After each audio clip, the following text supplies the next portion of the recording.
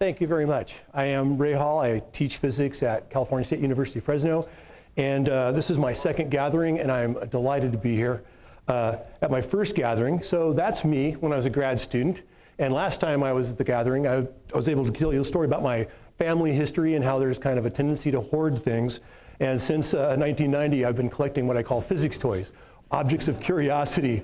And so about 2015, though, I started channeling this energy into turning all of those objects into 1-minute videos and posting them on Instagram.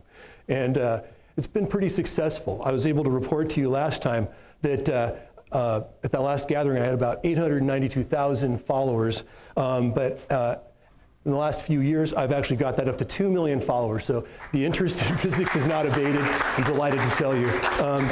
So what I want to talk about today is an object. I do collect some math toys as well, and this is one of my older math toys.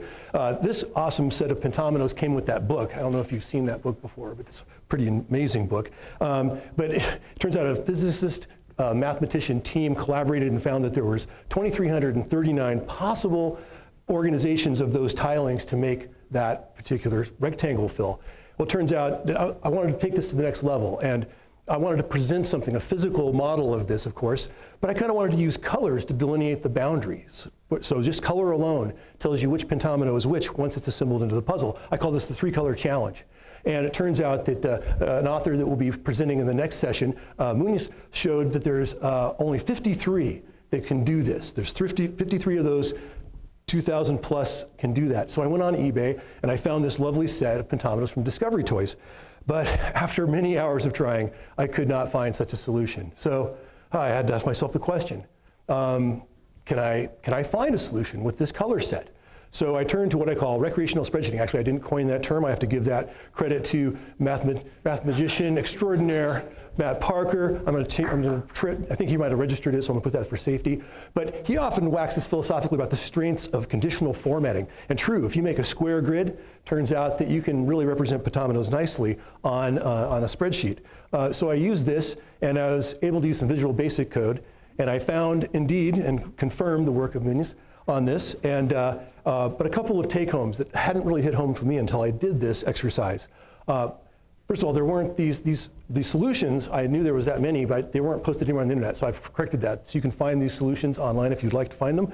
And it turns out that unless Discovery Toys purposely designed the set, it's very unlikely that a random selection of 3-color groupings would result in the ability to solve one of these 53. So it's, yeah, 1 out of 120 is what I calculated chance. So not good odds. Matter of fact, I was very frustrated to find there was not a set of pentominoes available that had the 3-color solution. So I've corrected that minorly. I've made a few sets myself. I have some in the exhibit hall A if you want to come by and check it out.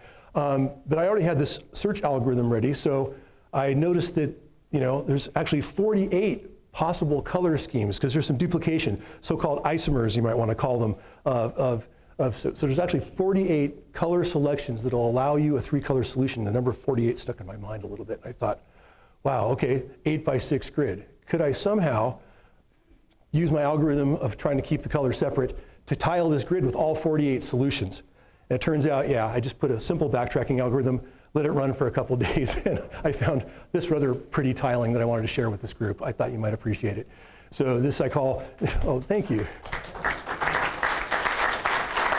The tortured title of tiling an 8x6 rectangle with balanced 6x10 3-color solutions.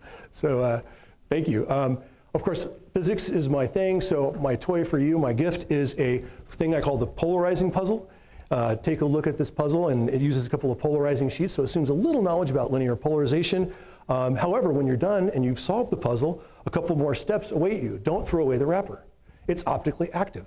So you can make some amazing color changes there. Also, you can demonstrate probabilities of quantum superposition via polarization orientation. Just come by the booth. I'll give you one more sheet, one little piece of sheet, and you can read about that later. So that's what I had for you today. Thanks very much.